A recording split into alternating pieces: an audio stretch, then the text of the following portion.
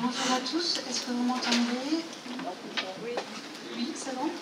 Voilà, alors je me suis engagée à vous présenter la problématique du réchauffement en 10 minutes. Donc, sans transition, je passe directement au vif du sujet avec deux faits. Le premier, d'abord, vous le connaissez, c'est celui de l'augmentation de la température moyenne globale depuis le début des mesures météorologiques, 1850.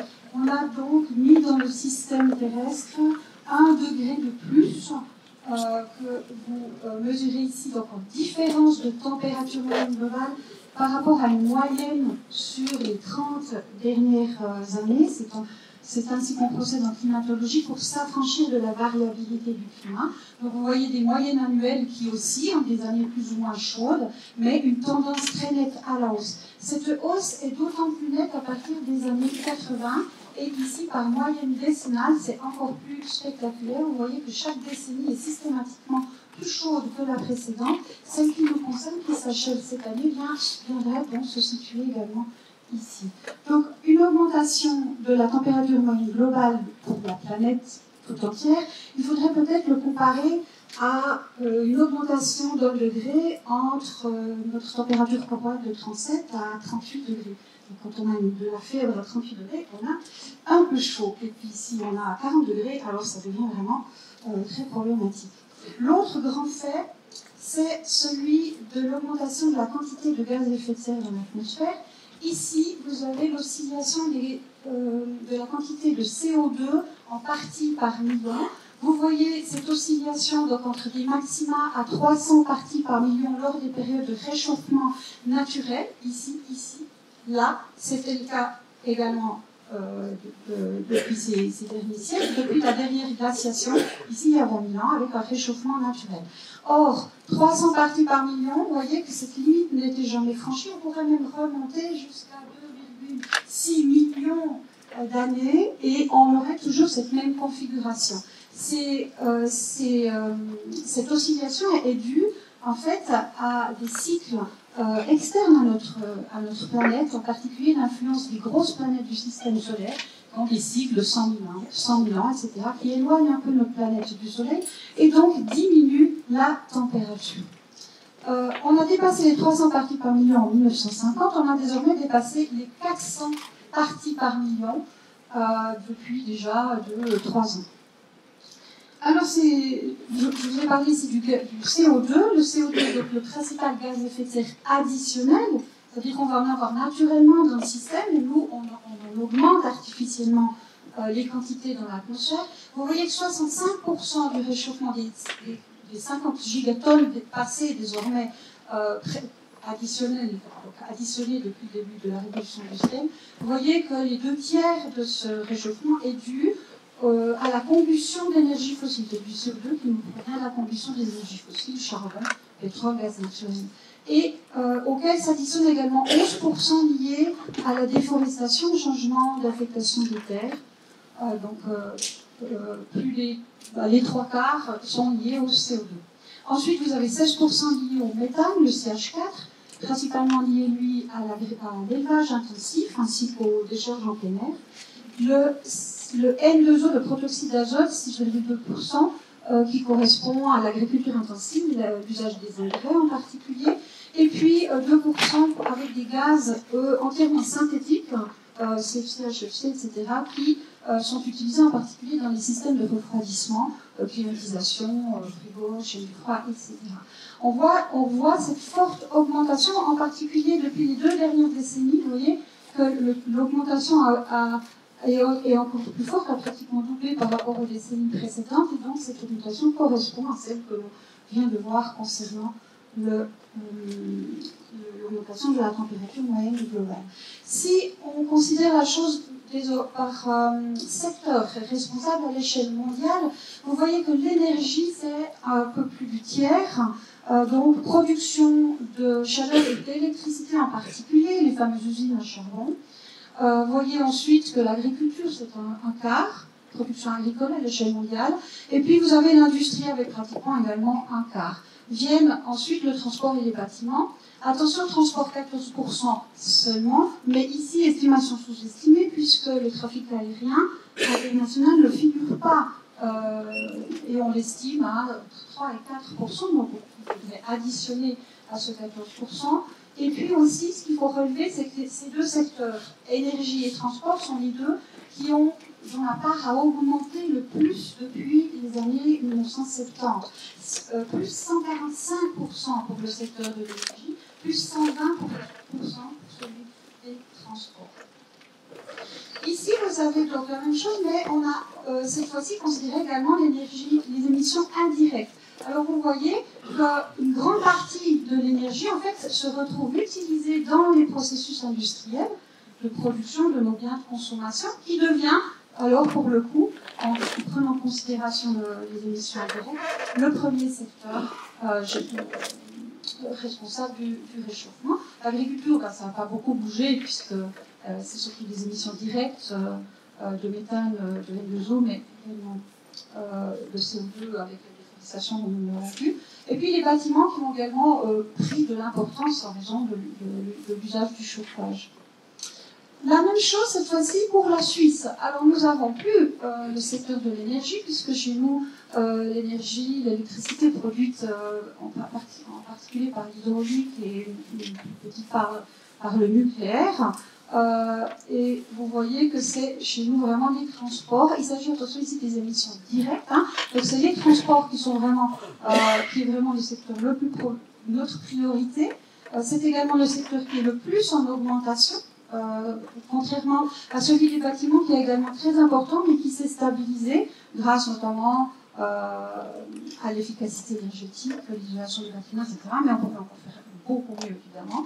Et puis vient ensuite l'industrie avec 20%, industrie suisse qui fait massivement recours depuis 2 décennies aux compensations CO2. Donc il faudra prendre cela en compte, puisqu'il s'agit ici de l'émission directe. Et enfin, vous voyez qu'en Suisse, finalement, la production agricole est relativement marginale, et 12% par rapport aux 24-25% à l'échelle mondiale. Vous avez ici, toujours pour la Suisse, pour pouvoir aussi comprendre quelle est la part liée aux émissions indirectes, ce graphique est assez intéressant. Alors attention, les transports ont disparu. C'est assez intéressant parce que c'est désormais ce qu'on va trouver sur le site de l'OFED. Donc on ne voit plus les transports comme étant le secteur premier problématique générateur d'émissions en Suisse, mais la mobilité passe ici en deuxième position. Le logement devient du coup le premier poste générateur d'émissions. Et puis c'est intéressant de voir que l'alimentation, elle, est en troisième part. Les transports, en fait, se trouvent dispatchés entre le transport de nos aliments, de nos différents biens de consommation, ainsi que des déplacements, les loisirs, la mobilité, etc. Pour ce qui est de l'alimentation, vous voyez que pratiquement les 2/3 des émissions liées à notre alimentation sont indirectes, sont produites à l'étranger. Dans ce cadre-là, évidemment, signer des accords avec des pays comme le Brésil et l'Argentine ne sont pas une très bonne idée. Et puis, on entend également beaucoup dire qu'en Suisse, on est vraiment des bons élèves, on fait tout bien parce que notre empreinte carbone a diminué. Effectivement, c'est vrai que l'empreinte du coup sur le territoire, elle a diminué, mais par contre, parallèlement, elle a explosé en lien avec ces fameuses émissions indirectes et donc notre consommation de biens dont les émissions ont été produites ailleurs. Alors, elles ont été produites en particulier en Chine. Donc ici, vous avez la liste. Il vous reste une minute. La liste des 10 pays les plus polluants. Vous avez un tiers lié à la Chine, qui est, comme vous le savez, l'usine et le grenier du monde. Viennent ensuite les États-Unis. L'Inde en 3e position. Si on considérait l'Union européenne dans son ensemble, elle viendrait se positionner ici en 3e place. Et puis après, des pays qui sont tous des pays producteurs d'énergie fossile, pétrole, charbon. Et d'ailleurs, vous le savez également, les grandes industries, elles se comptent sur quelques dizaines d'industries responsables, tout comme ces 10 pays, de pratiquement les 3/4 de la production des émissions de gaz de CO2. Et avec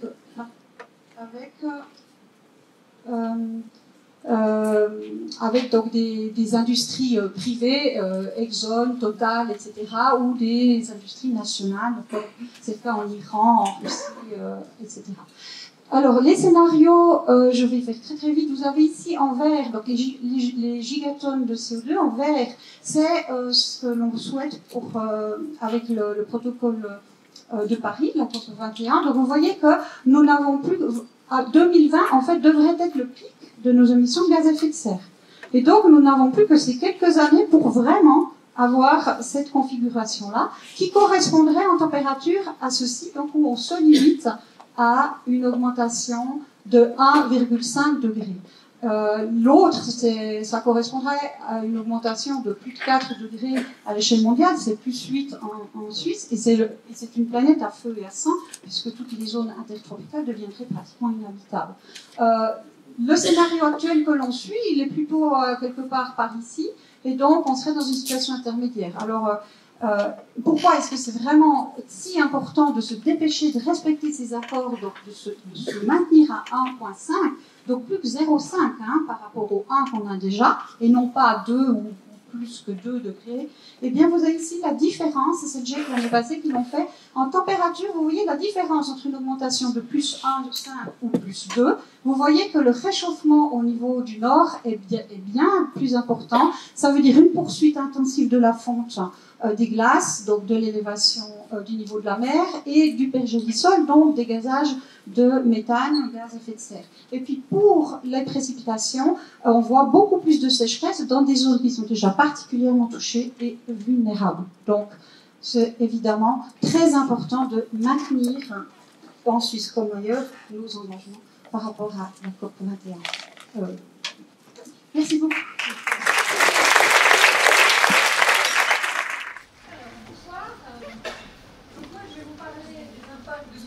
Climatique sur la Suisse, et en particulier je vais vous montrer des résultats issus d'un projet qui s'appelait CH 2018, et c'est un projet qui essaie en fait à développer des scénarios climatiques en tenant compte de différentes émissions de gaz à effet de serre. C'est un projet qui a été réalisé en partenariat avec un partenariat entre l'État suisse et différents instituts de recherche comme l'École polytechnique de Zurich et l'Université de Berne. Alors peut-être déjà, pour commencer, une image que vous avez peut-être déjà vue. Donc ce graphique montre l'évolution de la température moyenne en Suisse depuis 1901. Donc le graphique de bas en haut et de gauche à droite. Ici on commence avec 1901 jusqu'à 2019. L'année 2019 n'est pas encore entière évidemment. Donc on voit ici, chaque colonne correspond à une décennie. Je pense que la figure parle par elle-même. On a effectivement une augmentation de température. Valentine nous a parlé de 1 degré à l'échelle planétaire, et cela correspond actuellement à 2 degrés en Suisse. Alors pourquoi cette différence? C'est dû en particulier aux océans, qui se réchauffe plus doucement, donc qui tempère en fait l'augmentation globale. Cette différence entre une zone continentale et la température globale est visible pour différentes régions du monde, différents continents. Elle est particulièrement forte en Suisse. Alors, maintenant j'ai choisi quelques impacts principaux de ce changement climatique. Donc là, on se place dans le scénario avec une augmentation de température qui continue comme actuellement, et on va avoir un certain nombre d'impacts. Un impact très important, ce sont des étés plus secs et plus chauds, ce qui peut avoir beaucoup de conséquences en termes de la qualité de vie, de la santé publique, de la gestion de l'agriculture. Donc on va avoir par exemple entre 3 et 5 fois plus de journées tropicales. C'est ce qu'on voit ici sur ce graphique. Donc ce qu'on appelle une journée tropicale, c'est une journée où les températures sont au-delà de 30 degrés. Et ce qu'on voit ici, c'est l'évolution qu'on attend donc, dans un scénario sans aucune mesure de protection du climat vers 2060, donc milieu du siècle, par rapport à, disons, l'état actuel. Et on voit par exemple qu'à Genève, on va passer d'environ 15 journées tropicales à environ 35 journées tropicales. Donc on a déjà eu quelques journées tropicales cet été, donc vous voyez que ça va venir vraiment quelque chose de systématique pour chaque été. Un autre exemple, par exemple, à Bâle, on va passer de 11 journées tropicales à environ 25. Donc, une augmentation. C'est au-dessus de 30 degrés. Pardon? Non, non, non, non. Ça serait les nuits tropicales, c'est au-delà de 20 degrés. Donc, on a des vagues de chaleur beaucoup plus intenses, beaucoup plus fréquentes. On en a vécu cet été, on en a vécu en 2003, mais ça va vraiment devenir notre pain quotidien pendant l'été. On va avoir moins de précipitations, plus d'évaporation, donc des sols beaucoup plus secs, avec des conséquences importantes pour la gestion des ressources en eau et l'agriculture. Et on va avoir en particulier des périodes de sécheresse beaucoup plus longues, c'est-à-dire des périodes sans aucune précipitation qui vont vraiment s'allonger.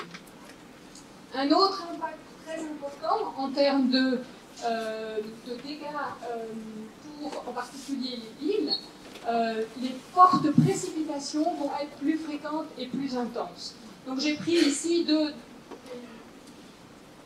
images de deux épisodes dont vous vous souvenez peut-être. Donc c'était l'épisode du mois de juin l'an dernier à Lausanne et un épisode à Sion aussi en été l'an dernier. Donc par exemple à Lausanne, c'est le record de plus grande précipitation en 10 minutes a été battu pour la Suisse. Ça ne veut pas dire qu'on n'a pas déjà eu ce genre d'épisode, mais en tout cas on l'avait jamais observé. Et donc ce genre d'épisodes vont devenir de plus en plus fréquents, de plus en plus intenses. En fait, ce qui se passe, c'est que quand la température augmente, l'atmosphère peut contenir plus d'eau, de vapeur d'eau. Donc en fait, quand les conditions météorologiques sont réunies pour qu'il pleuve, il y a simplement plus d'eau qui sont disponibles pour ces épisodes de précipitation intense. Donc ça, c'est...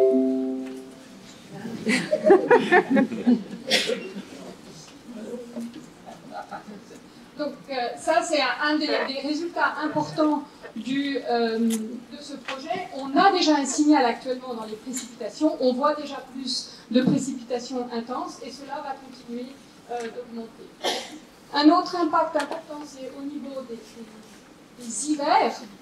On va avoir de plus en plus des hivers moins enneigés, avec beaucoup moins de jours de neige fraîche. Les précipitations vont plutôt tomber sous forme de pluie que de neige. En fait, ce qui va se passer, c'est que l'isotherme du zéro va augmenter. Actuellement, en moyenne suisse, il est à peu près à 800 mètres et il va passer au moins à 1200 mètres, voire plus. Donc, ce qu'on regarde ici, c'est un graphique qui montre l'évolution attendue du nombre de jours de neige fraîche, encore une fois au milieu du siècle, en comparaison par rapport à la période actuelle, si on se met dans un scénario sans aucune protection du climat. Il faudrait juste moins d'une minute. Oui. Et donc, par exemple, ici au Chastral, on voit qu'on a actuellement 62 jours de neige fraîche par an et on va diminuer à environ 35 jours dans un scénario avec une forte augmentation de température. Donc juste pour finir, ce qu'on voit ici, c'est donc l'augmentation prévue des températures moyennes en Suisse dans un scénario dont je viens de vous montrer les impacts, donc sans aucune mesure de protection du climat. Et en fait, on retrouve ici les courbes qui ont été montrées par Valentine. Si on se met dans un scénario avec des mesures de protection du climat fortes, donc avec des diminutions des émissions de gaz à effet de serre fortes, on a un scénario dans lequel on arrive à limiter assez fortement l'augmentation de température en Suisse comme au niveau global. Bien sûr, on considère ici une diminution des émissions globales et non pas uniquement pour la Suisse. Voilà, je vous remercie pour votre attention.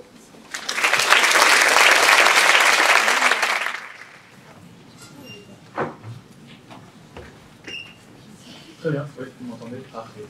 Donc moi je vais vous présenter aujourd'hui une étude qui a été commandée par le service national du développement durable sur la cartographie des jumeaux climatiques à Genève, qui nous permet d'essayer de mieux comprendre à quoi ressemblera le futur climat de Genève à différentes périodes de temps. Donc ce qu'on entend par jumeaux climatiques, c'est en fait le climat futur d'une certaine ville qui sera équivalent au climat actuel d'une autre ville ou d'une autre région. Donc, par exemple, on avait fait cette étude il y a quelques années sur plusieurs villes européennes et on avait pu voir que le futur climat de Berlin sera équivalent au climat, par exemple, actuel de Saragosse, ou que le futur climat de Bruxelles sera équivalent au climat actuel de Bordeaux. Donc l'idée de ce petit mandat, c'était justement de faire le même type d'étude, mais pour la ville de Genève. À savoir, quand on parle de climat, on parle bien sûr de l'ensemble des variables climatiques qui régissent le climat. Donc ça peut être la température, les précipitations, la couverture neigeuse et même le vent. Donc on prend vraiment toutes ces variables en compte. Donc, pour revenir par rapport à ce qui a été dit par rapport au scénario, on a aussi utilisé ici deux scénarios.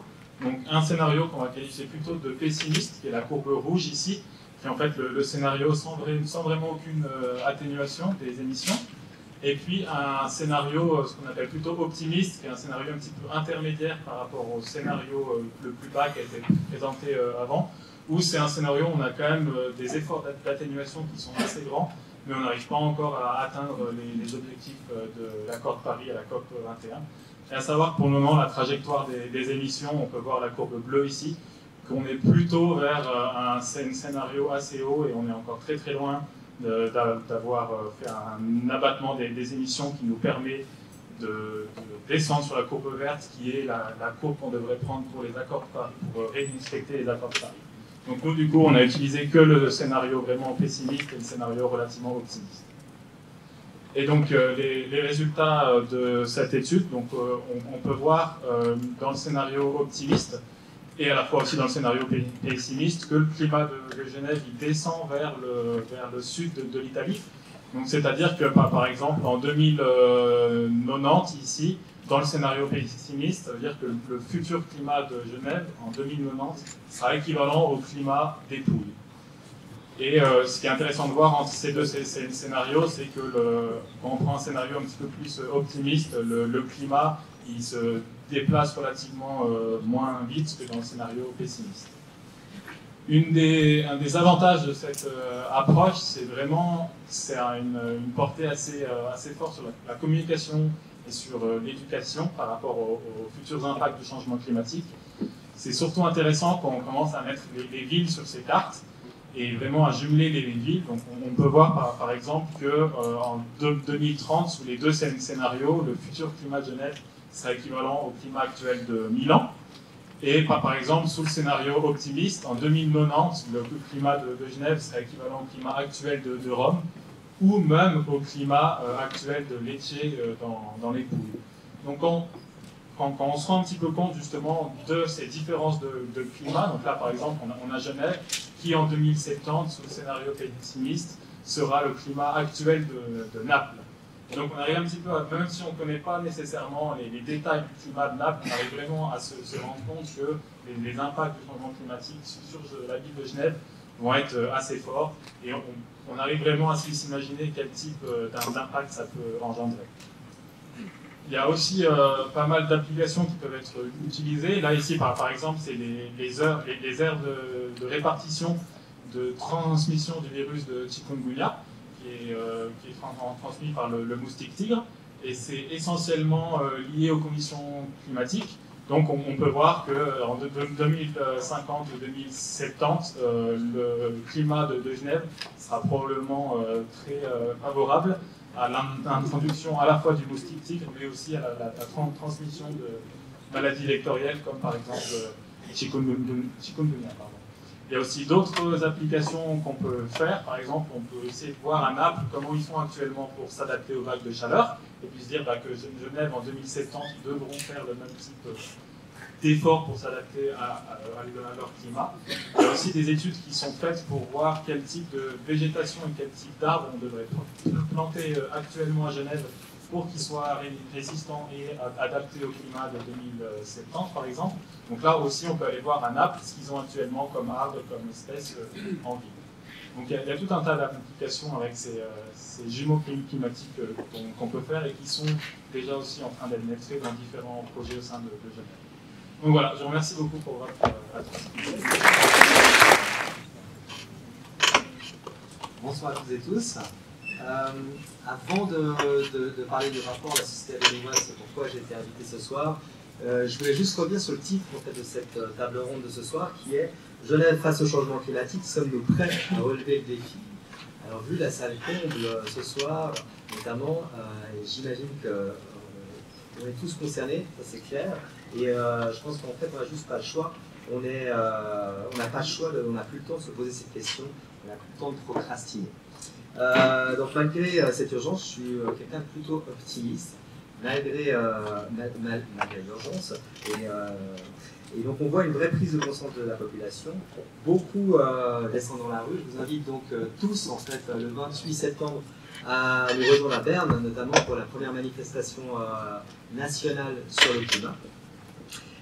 Mais beaucoup se disent encore que notre action personnelle ne changera peut-être pas la face du monde. Donc la question qui me semble être primordiale ce soir, c'est plutôt qui peut nous guider, nous aider à relever le défi. Et je suis convaincu que dans une démocratie aussi forte que la Suisse, un des leviers les plus importants est de renforcer les conditions cadres. L'État doit absolument montrer la voie à suivre, et sans tarder, et d'une façon beaucoup plus radicale. Donc, je me réjouis d'avoir Monsieur Hodgers qui présentera son plan climat tout à l'heure. On parle justement de Genève aujourd'hui, ça tombe bien parce qu'effectivement les cantons ils ont un rôle vraiment crucial pour répondre à ces accords de Paris, notamment un des leviers les plus importants est leur politique énergétique. Tout ce qu'on consomme nécessite une dépense énergétique et chaque kilojoule, watt ou calorie va produire du gaz à effet de serre et donc aura un impact sur le climat. Monsieur Hodgers viendra présenter donc son plan climat, mais ses services sont actuellement en train de rédiger le plan directeur des énergies et des énergies des réseaux. Et puis c'est justement dans ce contexte que le WWF a décidé de faire un rapport, une sorte de baromètre, pour savoir où est-ce qu'était Genève en matière de transition énergétique. Alors pour ce faire, nous avons choisi le modèle de l'indicateur de la société à 2000 watts. Du fait qu'il est largement reconnu au niveau suisse, il y a 23 sur 26 cantons qui l'ont intégré soit dans leur stratégie, soit même dans leur loi. Et dont Genève s'est donné comme objectif de l'atteindre en 2050. L'idée est d'atteindre justement un canton où chaque habitant ne consomme pas plus que 2000 watts en continu sur une année, dont au maximum un quart qui émane de l'énergie fossile. Pour avoir un ordre d'idée de ce que correspond, à quoi correspond 2000 watts, c'est à peu près un aspirateur qui est branché 24 heures sur 24 pendant 365 jours, pendant une année. Et c'est ce quota-là en fait, d'énergie qu'on a à notre disposition, chaque habitant, pour notre mobilité, notre chauffage, notre électricité et puis notre économie. La société à 2000 watts est une analyse de la consommation de l'énergie primaire sur un territoire distinct et donc du coup ne prend pas en compte l'énergie grise. Et donc c'est pour ça que c'est très important de faire également un bilan carbone du territoire. Donc effectivement l'énergie grise c'est un enjeu crucial, notamment vu notre très fort pouvoir d'achat. Les résultats de ce rapport montrent qu'en moyenne, chaque Genevois consomme 3580 watts sur une année, donc quasi 3/4 de l'énergie provient du fossile. Donc pour atteindre cette société à 2000 watts, il faut diviser par 2 notre consommation globale, diviser par 6 au minimum notre consommation d'énergie fossile, et multiplier au moins par 3 la production d'énergie renouvelable. Le chauffage constitue l'enjeu phare, l'enjeu principal de la transition énergétique à Genève, avec 44% de la consommation globale de l'énergie, 28% dû au gaz et 16% dû au mazout. On peut encore juste un point important peut-être à relever ici, c'est que c'est les 13% du kérosène. Le trafic aérien, on le voit, joue un rôle significatif, non négligeable, qui doit absolument être pris dans un plan climat ou dans la politique énergétique du canton. Alors la première bonne nouvelle, c'est que les choses avancent plutôt bien dans la plupart des secteurs, à part l'aviation. Durant ces 15 dernières années, malheureusement, évidemment, pas assez vite. Le rythme de la transition énergétique équivaut plus ou moins à moins 20 watts par habitant par année, et il faudrait atteindre moins 50 watts par habitant. Ça veut dire que l'effort, il faudrait le tripler, tout simplement. La deuxième bonne nouvelle est que Genève a la possibilité, il y a un gisement d'énergie renouvelable, donc de produire 5 fois plus qu'actuellement d'énergie renouvelable sur le territoire genevois. Et donc d'atteindre en fait ces 2000 watts sans fossile.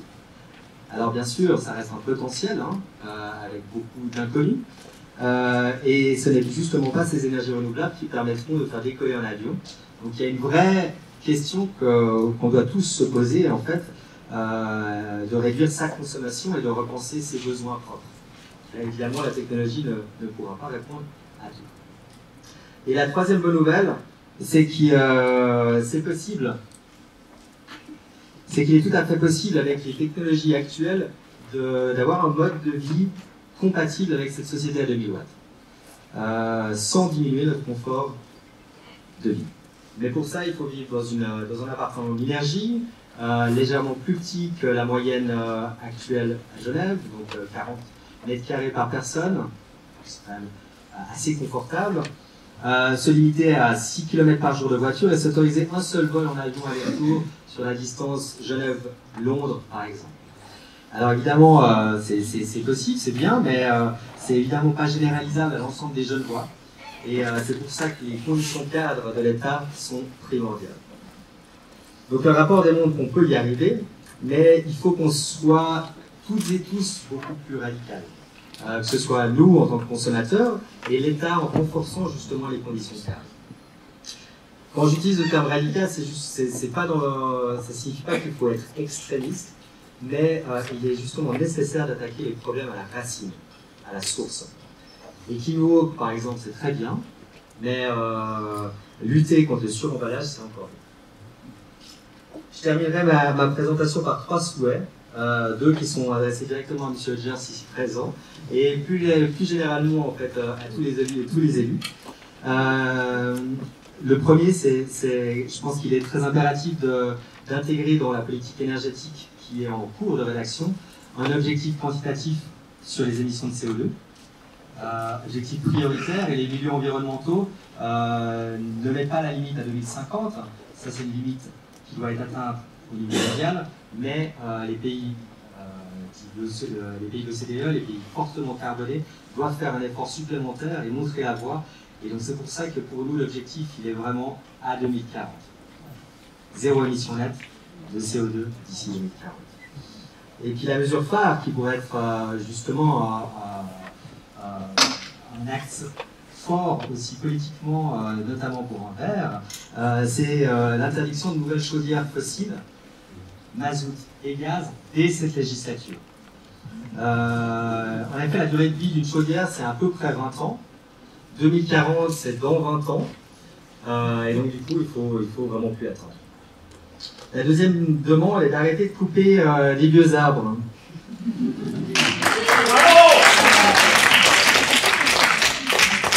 Pour les projets de construction, mais également, évidemment, d'en replanter un maximum. Or actuellement, c'est plutôt ce genre de projet immobilier qu'on voit sortir de terre, où il y a beaucoup de béton et malheureusement peu de verre. Le troisième souhait s'adresse à nous toutes et tous en tant que citoyens.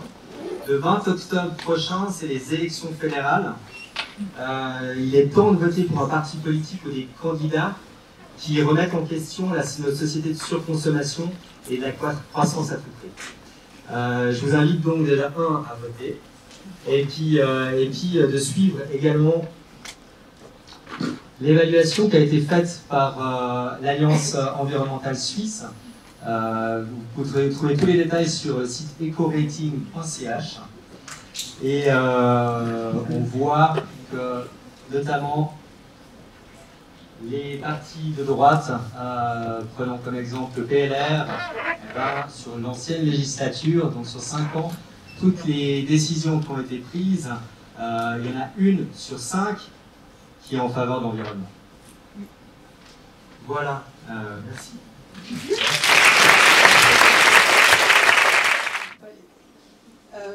Donc, je représente ici le centre de durabilité que j'ai le plaisir de diriger à l'Université de Lausanne.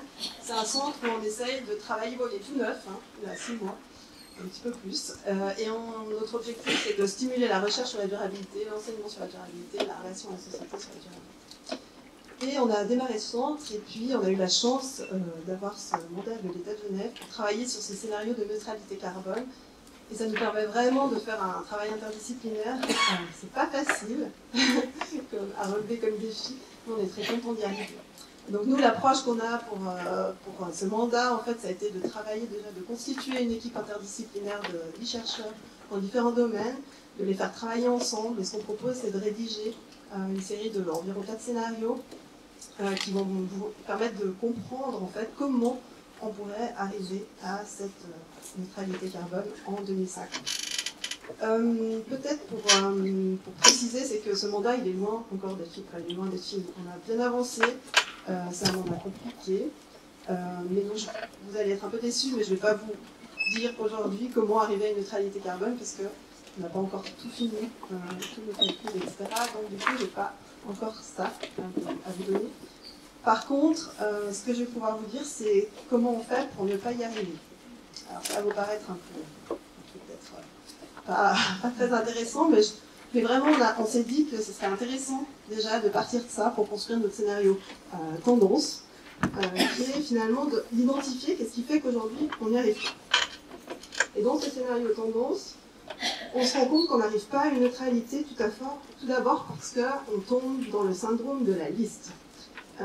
Le syndrome de la liste, on l'a vécu même dans le mandat, c'est-à-dire que dans une situation où on se dit « Ah, il faut une neutralité carbone », on va être tous tentés de faire des listes, de lister en fait ce qui pourrait nous permettre d'y arriver. Ça, tout le monde le fait, des jeunes socialistes, en passant par les grévistes du climat, en passant par l'université, en passant par les plans climat, où finalement, souvent, on aboutit à une liste de mesures, mais qui sont finalement assez pointillistes, pas liées, et qui permettent pas vraiment de dépasser aussi la question des sectoriels. C'est-à-dire qu'on travaille souvent par axe, on va travailler sur la mobilité, c'est les mesures sur la mobilité, les mesures sur l'alimentation, les mesures sur le logement, mais on ne va pas vraiment travailler sur leur interrelation. Et donc du coup, on peut avoir des politiques qui se chevauchent, qui s'entrechoquent, et qui ne permettent pas forcément d'arriver à cette neutralité. Et puis aussi, on voit que souvent, on n'a pas de gouvernance centralisée encore des plans climat. Voilà par exemple les plans directeurs, donc les plans d'aménagement. Là, on arrive à des collaborations interservices. Ce n'est pas forcément le cas pour les plans climat. Aussi, ce qu'on a vu en démarrant l'étude, c'est que on ne met pas en question, dans la stratégie qu'on a actuellement, on ne met pas en question le besoin. C'est-à-dire qu'on va commencer par des mesures où on va se dire il faut améliorer. Alors améliorer, ça veut dire qu'on va par exemple se dire qu'on passe d'un parc de véhicules électriques thermiques à un parc de véhicules électriques. On améliore. On va se dire qu'on va transférer, on va faire en sorte que les gens prennent plus leur vélo ou plus les transports publics que la voiture. Mais on va jamais on va très peu se poser la question de savoir si vraiment on a besoin de se déplacer. Et là, nous, on pense qu'il faudrait commencer par ça pour vraiment interroger le besoin. C'est compliqué, mais on a vraiment besoin de ça parce que sinon, finalement, on ne va pas remettre en question le modèle et on pense que vraiment, si vous voulez arriver à un scénario de neutralité carbone pour 2050, ce qui est très ambitieux, moi, je serais un peu moins positive que l'orateur d'avant, parce que je pense que nous, on a en plus les énergies grises que vous n'avez pas, et que sachant que les énergies grises représentent énormément d'impact, il faudra se questionner ce besoin.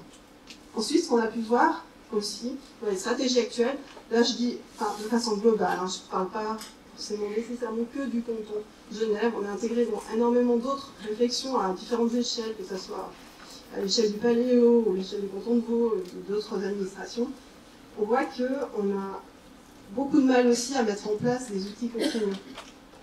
C'est vrai que ça représente un certain courage et que ce n'est pas forcément populaire, mais ce qu'on voit quand on discute avec des psychologues, on en a dans l'équipe des experts, c'est que si vous voulez changer les normes sociales, la contrainte, ça peut aussi aider. Maintenant, ça paraît normal de ne pas fumer en train, ça paraît normal. Ben, ça nous paraît normal. Si on voyait quelqu'un qui met dans le train maintenant, tu vois, c'est très bizarre. C'était une contrainte au départ. Et je pense qu'il faut avoir aussi le courage de la contrainte, et c'est pas forcément évident, ça je le reconnais, mais il faut avoir aussi la nécessité d'utiliser ce levier-là. Et ensuite, on imagine que pour l'instant, on n'arrive pas aussi à cette vision de neutralité carbone parce qu'on n'utilise pas tous les leviers qu'on a à disposition. Donc nous, notre mandat, il est vraiment lié au rôle, quel devrait être le rôle du canton de Genève. Et là, on voit que le canton de Genève, bien sûr, qu'il a un arsenal de lois, de normes, il peut aussi subventionner, mais il peut aussi être exemplaire, il le fait déjà, mais il peut être aussi exemplaire et rayonné. C'est-à-dire qu'il peut imposer des choses dans les marchés publics, il peut demander à ses fournisseurs d'être de tel type de produits, etc. Donc ça, c'est aussi des leviers qu'on pense qu'on pourrait, ils sont déjà utilisés, mais qu'on pourrait pousser un petit peu plus. Et ensuite arrive la question du numérage et de la quantification. Nous sommes dans une société où nous aimons bien tout quantifier. Mais nous, en décortiquant un certain nombre de calculs qui sont à la base des bilans CO2, des choses comme ça, ce qu'on voit, puis on a des chercheurs qui travaillent sur ça, c'est qu'il y a énormément d'hypothèses derrière. On a souvent le sentiment que les chiffres, finalement, c'est la réalité. Mais derrière ces chiffres, il y a énormément d'hypothèses, il y a des marges d'incertitude qui sont énormes. Souvent, le bilan carbone est sous-estimé, donc on ne prend pas en compte toutes les émissions. Et souvent, les mesures qui sont mises en place, on les surestime. Du coup, après, on se complaît parce qu'on se dit qu'on a fait nos additions et nos soustractions et que c'est parfait. Mais on est quand même dans un certain mirage. Je ne veux pas dire que la quantification n'est pas utile, mais je pense qu'il faut la relativiser aussi. Et puis, il faut peut-être, et puis c'est pour ça aussi qu'on se disait pourquoi ça ne marche pas dans notre scénario tendance, c'est qu'il faut s'attaquer aussi à ce qui bloque actuellement. Et puis les discussions qu'on avait avec un certain nombre d'acteurs, en fait, cantonaux, nous montraient que ce qui bloque, c'est souvent, on pense au courage politique, mais en fait, ce qui bloque aussi, c'est la question des lobbies internes. C'est-à-dire qu'à l'intérieur d'un service, vous pouvez avoir des gens qui vont freiner les politiques. Il va y avoir, qui ne vont pas porter les choses. Il y a des mesures qui auront été données, mais finalement, il n'y a personne qui sera là pour essayer de voir et de les mettre en place. Moi, je suis le lobby du temps. Oui. Et il me reste. Ça marche. Et puis, alors je ne vais pas prêcher pour ma paroisse, mais ce qui fait qu'on pourrait ne pas y arriver, c'est aussi de penser que les chercheurs vont vous amener toutes les solutions. Comme les jeunes, vous amènerez les jeunes révistes du climat, souvent on attend eux qui donnent des solutions. Alors les chercheurs vont contribuer à amener, mais finalement, il faut vraiment que ça soit être des choses qui se construisent collectivement. Et donc nous, ce que nous allons faire, maintenant nous avançons, nous avons une réunion de travail la semaine prochaine. On a des squelettes de scénarios qu'on espère finir cet automne ou ce tout début d'hiver. Et nous, ce qu'on propose déjà, c'est des visions fortes, des stratégies, des récits. Parce qu'on a besoin d'histoires, en fait, pour avancer, et pour l'instant, on n'a pas ces histoires. Ça, c'est toujours un chantier qui est important pour les questions de durabilité. Donc, on va proposer des histoires de comment y arriver, des stratégies autour desquelles s'articuler. On va essayer d'articuler tous les secteurs entre eux et de faire que des mesures qui touchent à l'alimentation, touchent aussi à la mobilité, touchent aussi le logement. On va aborder aussi des dimensions qui étaient peut-être un peu oubliées, le mode de l'emploi, les formations internes des administrations, questionner le besoin avant tout, avant d'améliorer et de transférer, travailler sur tous les niveaux, les outils possibles, que ce soit les contraintes ou les informations, l'incitation. Travailler aussi de manière pragmatique, il y a des postes, comme vous l'avez vu, qui sont plus importants que d'autres, donc identifier vraiment là où on doit aller. Mettre en place des mesures aussi pour faire face aux freins qu'on connaît déjà. Et puis on va essayer de travailler collectivement parce qu'on n'a pas on ne pense pas avoir seul la solution. On pense pouvoir aider peut-être à penser différemment le problème, mais on doit le construire avec les administrations, notamment qui ont une expertise très importante. Voilà, merci.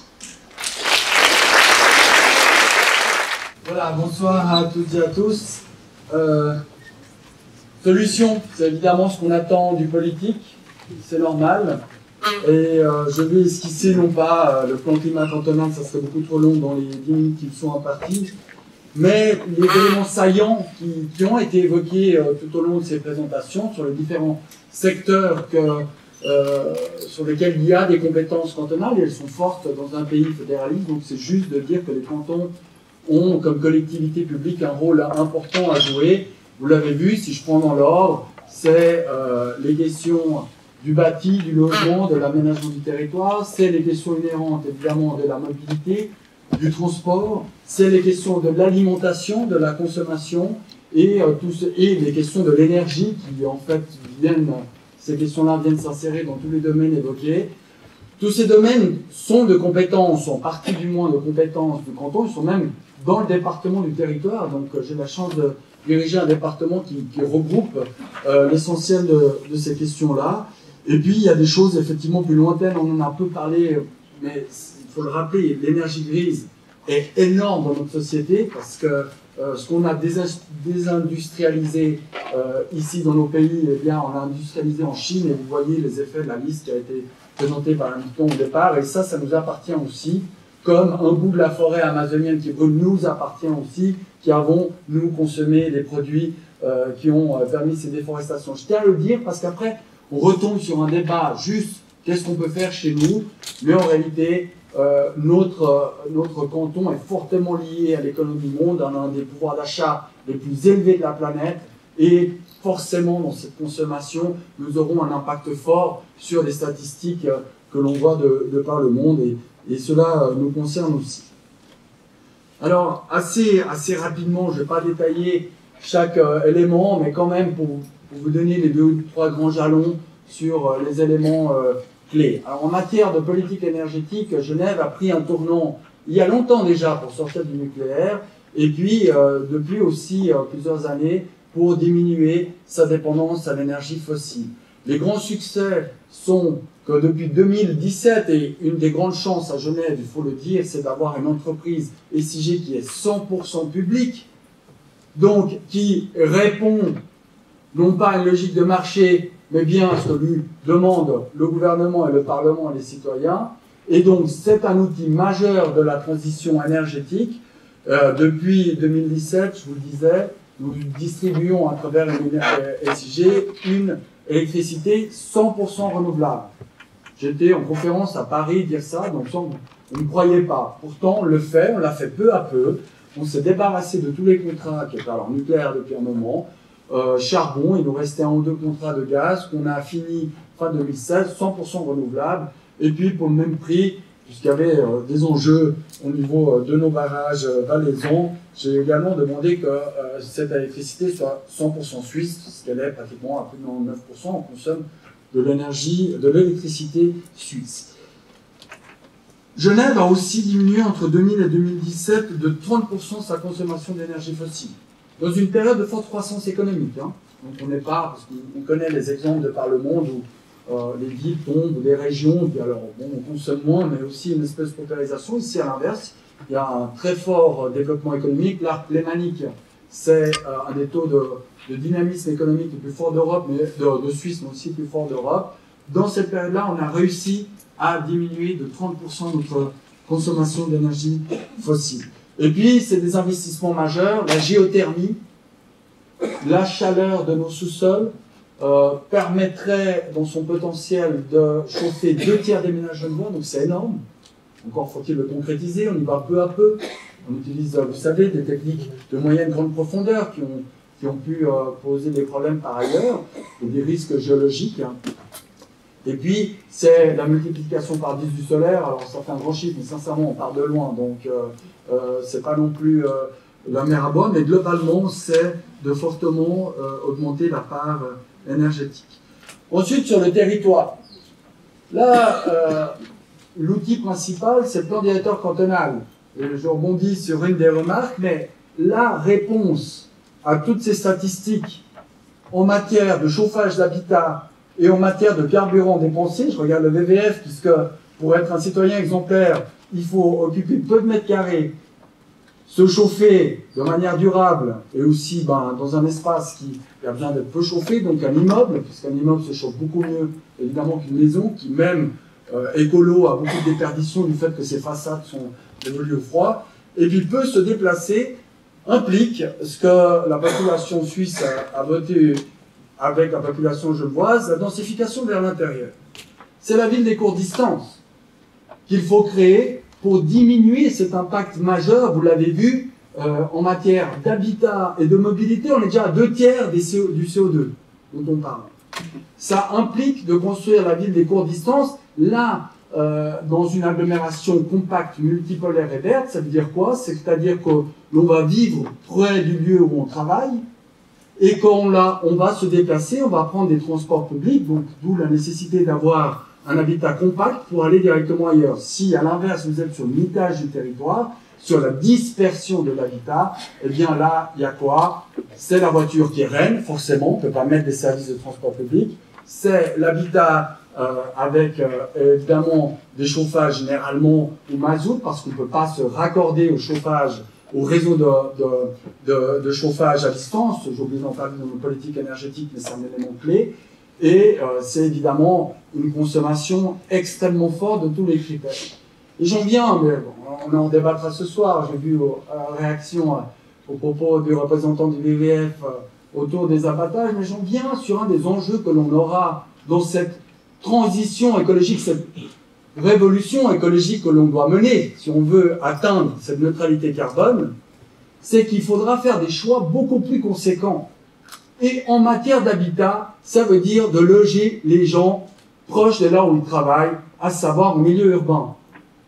Et pour cela, on devra, comme on l'a fait pour les pistes cyclables, comme on l'a fait pour construire Genève-Plage et d'autres infrastructures de qualité, de proximité, abattre quelques arbres, mais évidemment les compenser, les replanter ailleurs. La forêt genevoise se porte bien, elle est relativement neutre. En terre, des fois on abat des arbres, on en plante, mais on n'est pas dans une destruction massive. Parce qu'à l'inverse, si je vais sur le discours de l'aménagement du territoire, qui est sous-tendu par les propos de M. Guillet, c'est-à-dire de dire on ne veut pas ces 400 logements aux Allières. Ces gens-là, ils vont habiter où? Ils vont habiter de l'autre côté de la frontière. Comment ils vont venir quotidiennement au travail à Genève? Ils vont prendre leur voiture. Quel type d'habitat ils vont pouvoir acquérir de l'autre côté de la frontière? Des maisons bien plus grandes que les 40 mètres carrés évoqués par la WWF. Donc là, peut-être une première incise, je continue là-dessus, sur on parlait de radicalité, et la radicalité sur le territoire passe par la ville des courtes distances. En faisant la ville des courtes distances, vous répondez immédiatement à la mobilité. Diminuer la mobilité pendulaire, la mobilité automobile, permettre des trajets vélo, des trajets transport public autour des axes. Et puis, bien évidemment, l'alimentation, c'est préserver le sol. Un ménage en zone villa consomme 10 fois plus de sol qu'un ménage dans un appartement. 10 fois plus. Ce sol-là, il est enlevé à l'agriculture. Il est enlevé à la biodiversité. Si l'ensemble des habitants des villas à Genève la villa, c'est pratiquement 50% de la zone à bâtir genevoise. C'est la moitié de la zone à bâtir qui regroupe à peine plus de 10% des habitants genevois. Donc il y a 10% des habitants genevois qui consomment 50% du territoire bâti. Si ces 10% habitaient, comme on va le faire aux Allières, dans un appartement, on gagnerait 2500 hectares à Genève d'espace naturel, d'espace dédié à la biodiversité ou d'espace dédié à l'agriculture. Puisque nous sommes un petit canton, dans un petit pays, et nos espaces agricoles sont réduits, nous allons les préserver. Ça, c'est une des décisions fortes qui figurent dans la révision du plan directeur quinquennal que j'ai voulu, c'est qu'on ne va plus faire du développement urbain sur notre zone agricole. Il faut protéger nos espaces naturels et notre zone agricole, et là encore, ça implique des résistances. Est-ce que vous êtes d'accord d'arrêter là? J'ai presque fini. Juste une phrase de Bossuet. Dieu se rit des hommes qui déplorent les effets dont ils chérissent les causes. Et c'est bien là, mesdames et messieurs, l'enjeu de cette transition écologique, c'est que secteur après secteur, si on veut atteindre les objectifs en termes de CO2 et en termes de 2000 watts, nous devons demander à la population de changer ses habitudes. Aujourd'hui, notre mode de vie n'est pas compatible avec l'objectif de la neutralité carbone, et ça, c'est un défi que le gouvernement est prêt à relever, Mais je ne suis pas dictateur, je suis un conseiller d'État, conseiller, et cette démarche de compréhension des enjeux et des modèles communs que nous devons faire évoluer, elle concerne toute la société dans sa cohérence. Merci.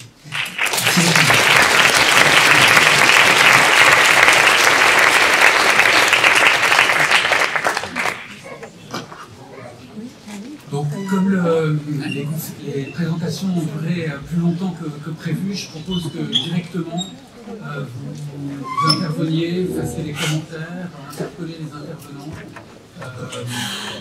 Alors, je crois qu'il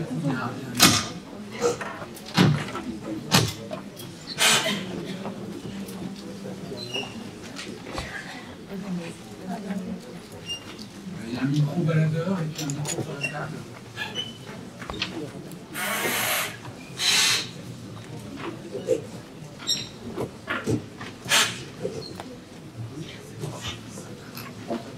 Est-ce que quelqu'un peut faire circuler le micro ou vous faites circuler entre vous?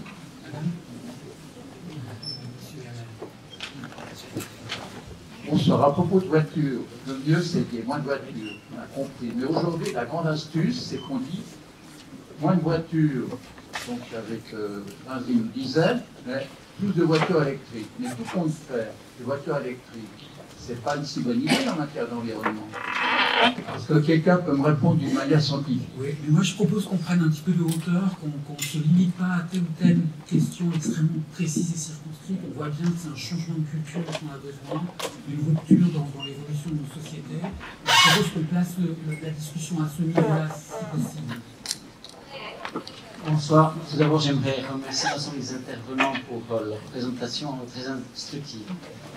Moi, j'aimerais poser une question à l'ensemble d'entre vous et à la salle de manière générale. L'évolution démontre que nous sommes loin d'une diminution. Actuellement, nous sommes dans une ascension considérable des émissions. Donc maintenant, l'objectif, c'est 0 en 2050. 2050, c'est dans plus de 30 ans. Est-ce que vous pouvez me dire si ça va mobiliser qui que ce soit d'avoir un scénario à 30 ans? Première question. Deuxième, est-ce que nous ne l'avons pas dans les effets que nous avons? Les scientifiques ont démontré que l'augmentation du niveau de l'eau peut atteindre entre 60 et 80. Il faut savoir que 10% un septième de la population habite à moins de 10 mètres du rivage. Donc 1 milliard d'êtres humains seront touchés. Est-ce que ça fait du sens de continuer à viser 2050? Ne faut-il pas être beaucoup plus efficace et avoir de l'ambition et viser plutôt 2030 comme l'a fait la ville de Lausanne? Évidemment, à l'échelle du canton, c'est plus difficile. Mais si les pays les plus développés comme la Suisse ne le font pas, je vous laisse imaginer ce que les pays en développement pourront faire. Merci. Donc, ouais, moi je propose qu'on fasse circuler un peu les prises de parole parce que sinon on ne va pas s'en sortir. Merci pour la réponse. Oui, non, elle va venir la réponse. Elle va venir. Et là, on est très serré pour le temps. C'est pour ça que je. Oui, je suis d'accord, mais on va retenir cette question. Ne vous inquiétez pas. Bonjour, je suis d'accord avec M. Hodgers qu'il faut aussi se situer dans une perspective globale, en l'occurrence par rapport aux causes. Ça veut dire ici, par exemple, à Genève, il y a une multitude de multinationales qui causent des dégâts énormes au niveau du climat dans le monde, et je me demande quelles sont les conditions dans lesquelles ils sont subventionnés, et aussi au niveau de l'influence du canton de Genève au niveau suisse. Quelles sont les réponses qu'on donne par rapport à la régulation des multinationales? Donc là, je fais aussi référence à l'initiative concernant les multinationales et les droits humains, et puis aussi des discussions qui auront lieu en octobre aux Nations Unies concernant les traités contraignants par rapport aux multinationales et les droits humains. Voilà, alors là, moi j'entends, il y a deux questions très différentes et qui sont complémentaires. La première question, c'est est-ce que 2050, c'est pas assez ambitieux, étant donné la gravité de ce qui s'est passé, la vitesse à laquelle les phénomènes, les impacts se déroulent? Et en même temps, est-ce qu'on peut effectivement, si on veut accélérer la réduction des émissions de gaz à effet de serre, est-ce qu'il ne faut pas changer l'économie, une économie très radicale? Cet enjeu-là n'a été mentionné par personne. Il me semble qu'on ne peut pas continuer dans un régime de croissance à viser des objectifs assez ambitieux. Moi, personnellement, je ne crois pas. Donc, est-ce que pouvez réagir les uns les autres, le DVF, le politique, l'université des Indes, ou les chercheurs qui sont... quel est votre sentiment peut-être éventuellement sur... Alors on a un seul micro. Essayez d'être bref. On va peut-être se passer le micro pour essayer de répondre un peu ce que nous inspire. Voilà. Par rapport à la question, la toute dernière, effectivement, il y a vraiment un enjeu important au niveau du désinvestissement dans l'industrie du fossile. Il y a effectivement, notamment maintenant, les Verts vaudois qui font signer l'initiative à l'échelle cantonale pour que le canton de Vaud désinvestisse au niveau des caisses de pension dont une bonne partie en fait alimente l'industrie du charbon par le biais des actions donc ça, c'est toute cette question du désinvestissement qui est fondamentale, puisque là finalement on touche aussi à cette fameuse énergie grise, ces fameuses énergies indirectes, et en Suisse, en particulier Zurich, Genève, mais l'ensemble de la Suisse, effectivement, la place financière, le rôle de la place financière est considérable. La deuxième question était concernant est-ce qu'il ne faut pas agir plus vite. Alors effectivement, les mouvements Alliance pour le climat, les Jeunes Verts, etc., eux, ils voudraient empreinte zéro pour 2030. Alors après, on l'a vu dans les objectifs en fait qu'on a signés, il faut absolument que la tendance elle vienne à partir de l'année prochaine. Donc c'est vrai que c'est entre 2020 et 2030 que le maximum doit être fait, et non seulement en Suisse, mais à l'échelle globale. Et ça voudrait dire qu'on arrive à un zéro effectif, mais terminé en 2050, et non pas commencer à se demander en 2045 ce qu'il faut faire. Et puis la dernière chose, je ne sais plus c'était quoi. C'est déjà pas mal.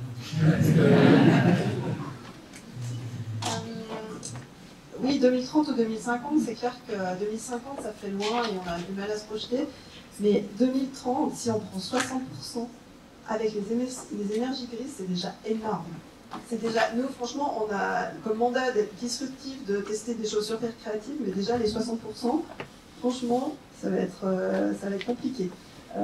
Et je pense que, il faut déjà arriver à ça, et puis je pense que là, il faut se lancer, il faut mettre en place des actions et essayer. Il ne faut pas toujours se dire, ah, c'est moins 40%, moins 50%. Là, il faut mettre en place des actions, on n'en sait rien finalement. On peut calculer, on peut faire des modèles, mais maintenant, il faut vraiment, après, faire des choses et après, monitorer.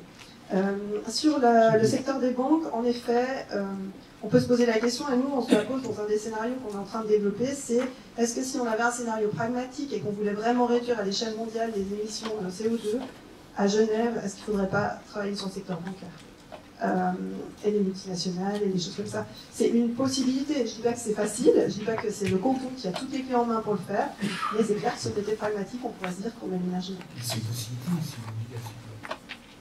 Parce qu'on n'est pas obligé de mettre une pression beaucoup plus forte sur ces actions. Oui, on est obligé, mais on peut le faire à plusieurs échelles. On pourrait le faire à on peut faire à l'échelle cantonale en se disant que la caisse de pension des employés de l'État de Genève a bien investi. Je ne sais pas si c'est le cas actuellement. Oui, c'est voilà. Mais après, s'attaquer, il y a plein d'autres banques sur lesquelles il faudrait travailler. Et là, quel levier à l'État de Genève il peut influencer, si les gens des banques vivent dans un canton de Genève, d'autres carbone que ça. Je ne sais pas. Juste quand même sur la question de la voiture, je la trouve pas inintéressante parce que je trouve qu'elle évoque l'effet rebond. L'effet rebond, vous savez, c'est quand on fait une économie énergétique ou climatique CO2 et qu'on réinvestit ça. Et c'est un peu ce qui se passe avec les voitures électriques, c'est qu'on réinvestit dans une énorme énergie grise qui est quand même liée. C'est mieux quand même que la voiture thermique, mais évidemment, c'est nettement moins bien que de ne pas avoir de voiture et de se déplacer en transport public au vélo. Je leur dis parce que je crois que dans cette transition écologique, il y a un peu la croyance que la technologie va pouvoir tout résoudre, et c'est faux. Je crois elle peut faire un bout, elle peut faire un morceau, mais elle ne pourra pas tout faire. Alors, étape, oui, 2030. Aujourd'hui, le plan climat cantonal dit moins 40% pour 2030. Et nous avons l'ambition de dire moins 60% à tout le mandat pour 2030. Donc 2030, là, on est carrément sur une décennie. Franchement, c'est 2 législatures. C'est déjà un effort monstrueux.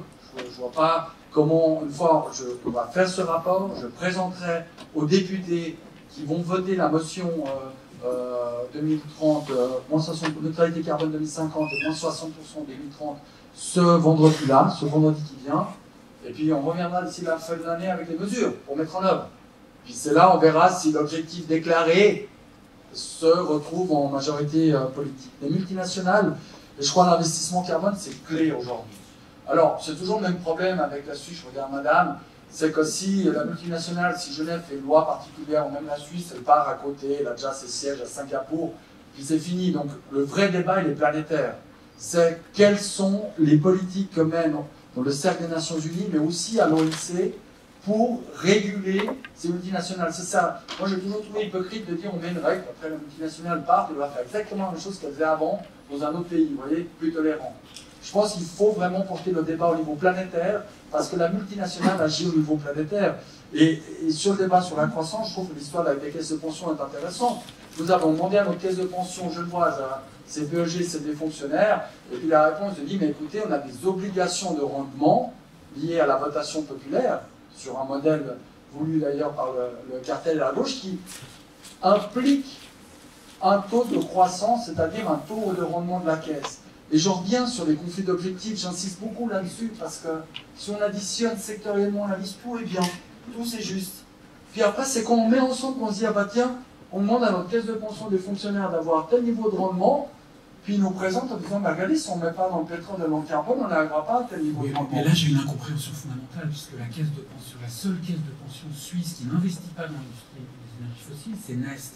Elle a systématiquement des meilleurs rendements que toutes les autres. Systématiquement depuis au moins 15 ans. Mais j'en suis le premier persuadé. J'en suis le premier persuadé. Alors, pourquoi les caisses de pension, si en plus ça rapporte plus d'un point de vue capitalistique, eh bien... parce qu'elles ne croient pas à l'accord de Paris, tout simplement. Non, malheureusement, les choses ne sont pas aussi simples. Moi, vous êtes en train de me dire qu'il y a un meilleur taux de croissance, on n'est pas dans le fossile. Si c'était vrai, je pense que les entreprises que vous avez présentées... C'est une réponse à votre argument. C'est pas mon argument, c'est l'argument de la Caisse. Oui, moi, mon argument, on défend maintenant un projet de loi pour que la Caisse cesse d'investir dans les énergies fossiles. La réponse, elle est là. Moi, je suis absolument convaincu. Mais j'aimerais quand même souligner qu'on doit évidemment, sur la question économique, avoir un discours de scepticisme, au moins sur la croyance que la croissance économique va résoudre tous nos problèmes, parce qu'elle est en train de détruire en même temps la planète. Et en même temps souligner que de cette croissance économique, il y a beaucoup de prestations sociales qui sont données. Et que si on diminue cette croissance économique, il faut être prêt, dans le même mouvement, à avoir une diminution de la voilure de l'État, en tout cas l'État de Genève. La fiscalité est celle des hautes fortunes. 4% de la population la plus fortunée paye l'impôt 50% de l'impôt sur le revenu, et puis la poignée de multinationales qu'on évoque paye l'essentiel de l'impôt des entreprises. Donc, si on diminue la voilure à ces catégories fiscales-là, ce qui serait juste d'un point de vue écologique, nous aurons, en termes de recettes et donc de fonctionnement de l'État, des choix beaucoup plus, comment dire, radicaux, pour prendre ce terme-là, à faire, aussi en termes de distribution de prestations sociales. Pardon d'amener ça, mais je crois que c'est mon rôle de politique, de mettre ensemble et de montrer quand même que chaque cause a son effet et qu'on ne pourra pas avoir le beurre et l'argent du beurre, quelque part, et que dans ce besoin de neutralité carbone, il faut qu'on soit prêt à affronter le fait de vivre avec moins d'argent, et que ceci implique, on n'en a pas parlé, de vivre avec beaucoup plus de solidarité, parce qu'on est déjà dans une société largement inégalitaire. Si globalement vous enlevez de l'argent, et sans plus de solidarité, on n'y arrivera juste pas. Et ça me paraît un message important. Je sais que je fais long, mais c'est un sujet important. Comme on a beaucoup parlé de Genève qui finirait dans les Pouilles, ou Bruxelles qui finira à Bordeaux, peut-être, mais moi ce qui m'intéresse quand je vois cette carte, c'est les gens de Lecce et de Naples, ils vont finir où? Ils vont finir à Marrakech, et les gens de Marrakech, ils vont finir dans un enfer. Et donc, on doit globaliser la pensée, parce qu'on pourra, nous, on est très riches, on va toujours trouver un peu des solutions pour survivre, mais l'enfer du réchauffement climatique, il sera chez les plus faibles, comme chez nous, dans notre société, il sera dans les plus faibles, si on n'arrive pas à augmenter la solidarité dans le même mouvement.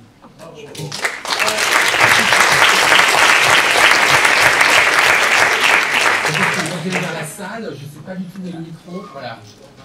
Bon, d'abord, merci d'avoir parlé de peut-être il n'y aura pas de croissance. C'est le premier que j'entends une fois qui dit un petit peu ça devant du monde. Donc, si en gros on veut respecter Paris, on organise une grosse récession volontaire de 2% par an, voire 3% par an, voire 6%, on attend encore un moment.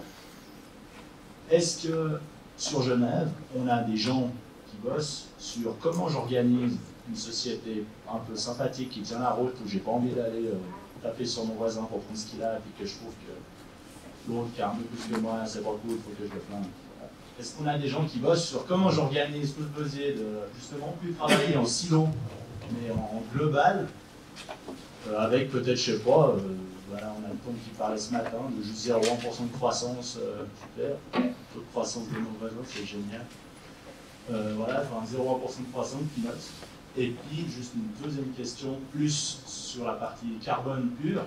On a parlé de réduction drastique des émissions. Est-ce qu'il est pertinent sur Genève de discuter un petit peu de puits carbone? On a encore 6000 hectares. Enfin, pardon.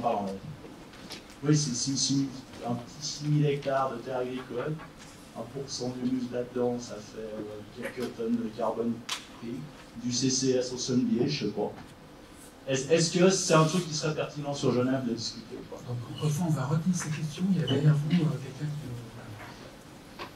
Oui, merci beaucoup. Moi, j'avais une question peut-être un peu plus philosophique, c'est-à-dire on parlait justement de 2030, 2050 avant, et est-ce qu'il ne s'agirait pas justement d'aborder, je pensais justement au mandat à l'Université de Lausanne, les questions du temps. On parlait le temps du politique, quand M. Edgers parle justement de dire 2030, on vise en une décennie de réduire de 40 à 60% justement les émissions de carbone. Pour un politique, 10 ans, c'est avec toutes les... alors il faut faire des plans, il faut trouver une majorité, il faut valider, il faut trouver les mesures qu'il faut mettre en place, il faut faire la mise en œuvre, la quantification, définir le cadre légal qui va permettre d'activer tout ça. Enfin, il y a une ribambelle de choses qui doivent s'afficher dans la tête de M. Edgers en imaginant ce que ce serait de la mise en œuvre par rapport au temps du citoyen ou le temps du collectif, où moi je fais un sondage, si possible pas sur Doodle, mais enfin un sondage en ligne pour trouver un rendez-vous avec mes potes. On se retrouve, on définit un peu ce qu'on veut faire, si possible on boit pas trop de bière, et puis d'ici, disons, un mois, on a mis en place un plan d'action, et puis on peut le réaliser. On ne parle pas du tout de la même échelle, de la même quantité de ressources à activer.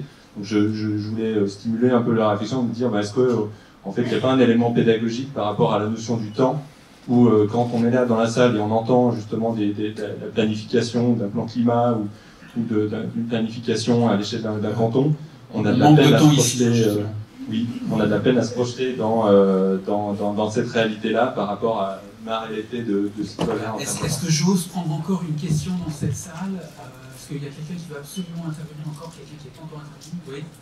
Ouais, juste par rapport à le mandat et par rapport à la décroissance, j'étais un peu surpris de votre réponse quand on parlait des multinationales. J'aimerais que soit pris en compte, en tout cas, un modèle économique de décroissance pour entraîner justement une diminution des émissions. Que ce soit vraiment, ça me semble minimum d'étudier comment justement toute l'activité économique influence les émissions de CO2. Alors, est-ce que, à part M. Edgers, est-ce que quelqu'un veut réagir?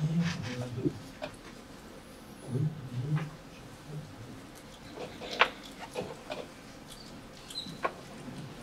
Alors, je voulais déjà juste rebondir en fait avec une des premières questions sur le 2030 ou 2050. Effectivement, monsieur, 2050, ça paraît très loin. Et effectivement, les grévistes demandent un délai à 2030 et les milieux environnementaux à 2040. Mais au-delà du chiffre, c'est plus un signal politique fort, à savoir 2030, c'est effectivement dans une législature, mais si on veut avoir des effets d'ici 10 ans, il faut absolument mettre en place des mesures dès cette législature. J'ai pris l'exemple dans ma présentation de l'interdiction des chaudières fossiles. Effectivement, partant du principe qu'elles ont une durée de vie de 20 ans, ça nous amène à 2040. Et donc du coup, c'est des gestes qui doivent être ancrés dès cette législature pour permettre au moins une action sur ce que le canton peut maîtriser réellement, à savoir les lois. et puis les bâtiments qui est un de ces grands leviers d'action. Pour revenir peut-être sur la question du puits carbone à Genève, alors effectivement, en tant que représentant du VVF, je ne peux que militer pour avoir évidemment plus d'arbres, plus de forêts. Peut-être par rapport à mon intervention tout à l'heure, peut-être juste clarifier un point, on n'est pas du tout opposé, et même plutôt on est en faveur d'une densification vers le centre, très clairement. Il ne faut absolument pas commencer à construire sur les zones agricoles et sur les zones naturelles, évidemment. Et donc du coup, ça revient effectivement à une des politiques phares de M. Hodgers, qui est justement de densifier là où on a déjà des zones bâties. Mon propos, c'était plutôt de prendre en compte dans ces projets de construction les arbres existants, et on n'a pas forcément l'impression, en tout cas quand un projet immobilier sort de terre, que en tout cas les arbres ont été forcément pris comme critère de base, ou en tout cas la nature. Et on parle aussi, on a peu parlé d'adaptation climatique. On va effectivement vers un réchauffement climatique, je crois que tout le monde, ça c'est clair pour tout le monde. Il va falloir aussi développer des projets d'aménagement du territoire et de construction pour s'adapter réellement à ce réchauffement climatique, d'où notamment la plantation d'arbres. Et donc du coup, voilà, un projet immobilier, comme j'ai pu le montrer un peu en boutade, pour moi c'est très très important que la nature figure comme contrainte première en fait d'un projet immobilier. Oui, très rapidement, économie, prendre en compte la croissance, enfin, l'impératif de croissance, c'est ce qu'on fait aussi dans les scénarios, mais c'est ce qu'on fait quand je disais interroger les besoins, c'est aussi faire ça, se dire mais est-ce que finalement Genève doit construire, toujours construire, est-ce que Genève doit toujours se déplacer? Et je pense qu'il faut le voir plus largement que ça. Sur le puits de carbone, il y a des études en cours au canton de Genève qui essaient d'estimer en fait le potentiel des sols pour capter du carbone. Je n'ai plus exactement les chiffres en tête, mais ça peut être un potentiel assez important. Bon, ça ne compensera pas à tout, il ne faut pas arriver quand même. Et puis au niveau du temps politique, bien sûr qu'un temps politique c'est long, mais en même temps il peut se passer plein de choses qui peuvent accélérer ce temps-là. La sortie de nucléaire, ça va assez vite. Enfin, il y a eu quand même, et là on n'est plus dans un trend, on discutait avec Julia qui travaille aussi sur ce mandat, on n'est plus dans le business as usual. Il va se passer des tas de choses, il y aura des catastrophes, il va y avoir des migrations, et on sera dans ce contexte-là. Du coup, le temps politique va s'accélérer aussi, et s'accélère déjà, on le voit. Oui, je l'espère. C'est vrai que la pression de la rue fait bouger des choses, puis après il faut tenir sur la durée. On voit aujourd'hui tous les partis politiques, candidats aux élections nationales, sont pour protéger le climat, l'environnement, etc. Moi j'ai siégé à Berne, il y a des choses ridicules. Par exemple, vous savez les stand-by qu'il y a dans tous les appareils. À la maison, on a 36 appareils qui donnent l'heure. On n'a pas besoin. Et on fait une règle, on n'interdit même pas le stand-by. Sinon, il faut se lever pour allumer la télé. C'est dur. Donc non, on ne va pas là. On dit juste que le stand-by ne doit pas dépasser un watt. Même ça, c'est refusé. Donc, je peux vous dire qu'il y a vraiment les déclarations, il y a vraiment la réalité, le travail des lobbies qui sont extrêmement puissants. Juste sur les éléments qui ont été évoqués, peut-être rapidement, j'entends. Alors, vous dire peut-être la bonne nouvelle, c'est que depuis le mois de juin passé, le Conseil d'État genevois a interdit l'installation de chaudières à mazout, donc fossiles, dans tous les nouveaux habitats. Donc, votre demande s'est faite. Mais on y reviendra. Alors après, vous me direz, mais la loi est publique, on a communiqué là-dessus. Alors, tout dépend de l'interprétation. On peut toujours trouver l'exception qui confirme la règle, mais le principe est posé. Sur les questions des arbres, je vous entends. Bon, l'exemple que vous avez donné, c'est Nancy Pont-Rouge. Là, on a dû couper un arbre pour ce projet, on en a planté 50. Donc, vous ne les avez pas mis sur votre photo, mais je vous dis que votre exemple est peut-être mal choisi parce que ça fait partie des nombreux exemples. J'ai toute une liste là, je pourrais vous donner, où on a planté beaucoup plus d'arbres que ceux qu'on a arrachés. On ne peut pas toujours le faire. C'est vrai. C'était le malheureux cas des Allières, parce que vous savez que ce projet ne m'a pas particulièrement plu. Mais globalement, on est dans un travail. On a à Campagne-Charnoz un arbre pour protéger, c'est pour un marronnier, je crois. On l'a fait à la brosse pour protéger les racines et que toutes les constructions ne touchent pas. Donc, il y a un vrai travail, mais là où je vous rejoins, c'est que la ville n'est pas assez verte. On a beaucoup misé sur le minéral, et ça rejoint des remarques sur comment faire des villes résilientes par rapport au climat des poules. Et nous avons maintenant un mandat très clair au niveau de l'Office d'urbanisme pour créer ces villes qui vont être des villes plus blanches, déjà, parce que historiquement on avait besoin avec le noir absorbe la chaleur, le blanc la reflète, c'est pour ça que toutes les villes du Sud sont blanches, c'est parce qu'elles reflètent la chaleur. Donc nous devons blanchir quelque part le minerai que nous aurons toujours sur nos immeubles, sur l'asphalte, etc. Nous devons peut-être aussi, intéressant, rapprocher les immeubles parce qu'on a eu tendance à les éloigner pour créer l'absorption du soleil. Mais les villes du Sud, elles sont rapprochées entre elles. Pourquoi? Parce que ça crée de l'ombre. Et les gens peuvent se déplacer à l'ombre. Et donc, tout ce genre de réflexions sont dans le projet qui s'appelle Cool City et qui met, évidemment, et ça je vous le concède parfaitement, beaucoup plus d'espace pour la nature en ville. C'est pas tant la comptabilité des arbres, parce que ça on y arrive, c'est dans chaque nouveau quartier, ou même dans les anciens quartiers, comment est-ce qu'on met beaucoup plus de nature qui, avec l'effet canopée, rafraîchit. Au cœur du parc, on va carrément mettre à ciel ouvert un ruisseau, de l'eau, et je pense que ça, c'est des enjeux sur lesquels on s'entendra. Je finirai juste sur la croissance. Je trouve que c'est un débat souvent complexe, parce que si on prend techniquement ce que c'est la croissance, c'est la différence du PIB entre une année et une autre. La croissance économique, c'est ça, c'est le produit intérieur brut. Le produit intérieur brut, c'est quoi? C'est l'addition comptable des activités économiques d'une société. Il y a plein d'effets pervers. Par exemple, c'est un accident de la route, ça mobilise des médecins, des ambulances, des assureurs, des policiers. Du coup, tout le monde facture et donc ça fait augmenter le PIB. Une guerre, ça peut être assez intéressant aussi. D'ailleurs, cyniquement, on sait qu'il y a des guerres dans l'histoire qui étaient pour des raisons économiques. Mais ce que je veux vous dire par là, c'est que cet indicateur-là, je pense qu'il serait faux intellectuellement de dire que le but, c'est d'arriver sur des PIB négatifs. Parce qu'on garde la tare initiale du PIB, c'est de que comptabiliser l'activité économique qui a des factures et qui rentre dans le calcul de la TVA. Et je pense qu'aujourd'hui, il faut aller vers d'autres indicateurs, comme l'a fait le Bhoutan. Le bonheur intérieur brut, on a un groupe de travail au sein de l'État de Genève où l'indice du développement humain, qui est plus connu au niveau mondial et qui va valoriser finalement d'autres indicateurs de la société. Et une fois qu'on est sorti de cet indicateur purement matériel, purement économique, purement comptable de l'activité, et qui effectivement, la croissance du PIB est largement corrélée à la croissance de l'impact sur l'environnement et particulièrement l'émission de CO2, si on va sur d'autres indicateurs, on voit qu'on peut avoir une société du bien-être, une société du partage des valeurs immatérielles, mais qui devient neutre en carbone. Parce que vous n'aurez jamais une adhésion populaire. Et de nouveau, je dis, je ne suis pas dictateur, je suis élu et je tiens à le rester, je suis un démocrate. C'est-à-dire que je ne peux pas faire un projet sans la population qui m'a élu. Et cette population, eh bien, qui ne m'a pas élu d'ailleurs, peu importe, sans la population tout court, eh bien, cette population, il faut quand même lui expliquer que ce qu'on cherche à créer à travers la société neutre à carbone, ce n'est pas une société de privation. Ça ne va pas être... La guerre, ça sera si on ne fait rien. Si on se prend les 4 degrés planétaires avec des mouvements de population, de réfugiés climatiques, ça va être le chaos mondial, ça va être la guerre. Ça, c'est si on ne fait rien. Ce qu'on doit faire, c'est préserver la paix, préserver, je disais, les solidarités en préservant l'environnement, et d'expliquer aux gens que ce projet de société qui est bas en carbone va faire qu'on va fortement réduire certaines activités économiques et qu'on va en développer d'autres.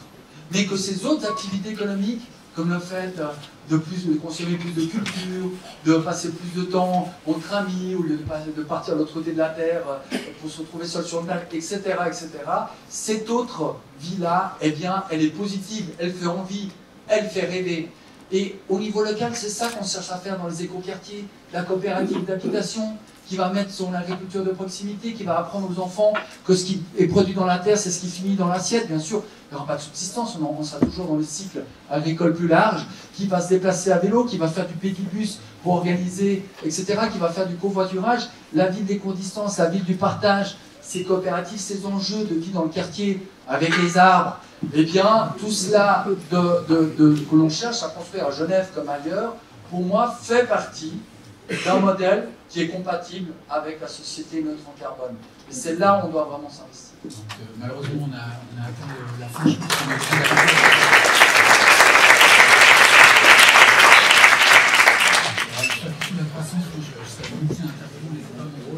Donc merci beaucoup à tout le monde, merci aux organisateurs. déclaré ce problème qu'il y avait une bonne alternative